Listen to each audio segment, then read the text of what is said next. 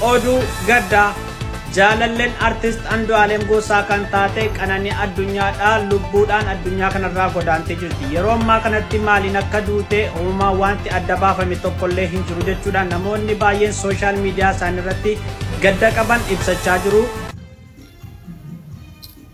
Obboleettii keenya Qananii Addunyaa gamoo shanaffaarraa of darbattee yaada jaamuutu kaayame. Qananii Addunyaa haadha manaa artist Andu'aalem Gosaati. Gadduudhaaf yoo ta'e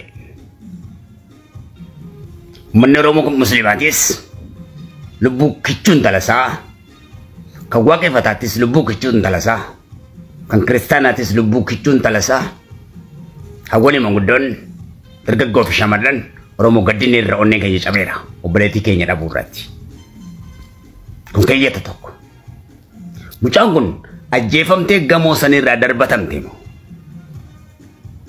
tokko kan ifoomuu qabu.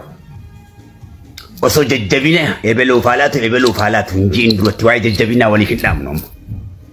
Waa'ee wareegama sii qofa kufiinsa sii kana qofa barbaada. Baruu ofiif ajjeesanii gad darbatan moo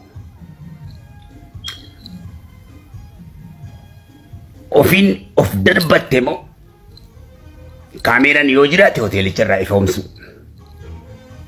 gamoo sanirraa ifoomsu, namoonni waliin jiran ifoomsu qabu. Namni ejjennoo hammana gayu akkamitti ofirratti fudhachuu danda'e kan du'aaf isa saaxilu akka namatti ejjennoo ofirratti fudhatu jechuudha. Akka durree udaananii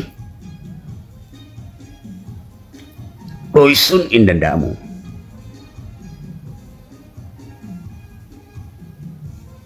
Qorannoon cimaan irratti gaggeeffama. Hundi ni to'atama, seeraa fi heeraan ni qorata. Ifoomeeti dhugooma. Yeroo san jajjabina nu waa kennu jennee jajjabina walii dhaamna malee hammasitti jajjabina walii dhaamuun haqa mucaa kanaa, dhugaa mucaa kanaa, dhugaa Rabbii, dhugaa Waaqayyo dhoysuudha waan ta'eef jajjabina waliif hin dhaamnu.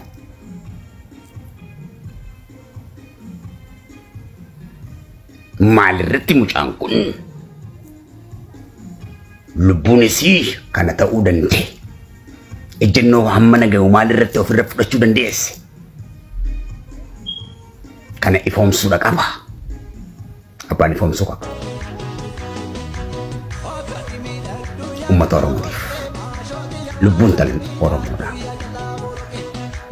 Haadha manaa koo gabba'u isiin ilaala galgala yeroon ciisu dhugaadha gaarummaa ishii yoomuu dubbachuun niisu.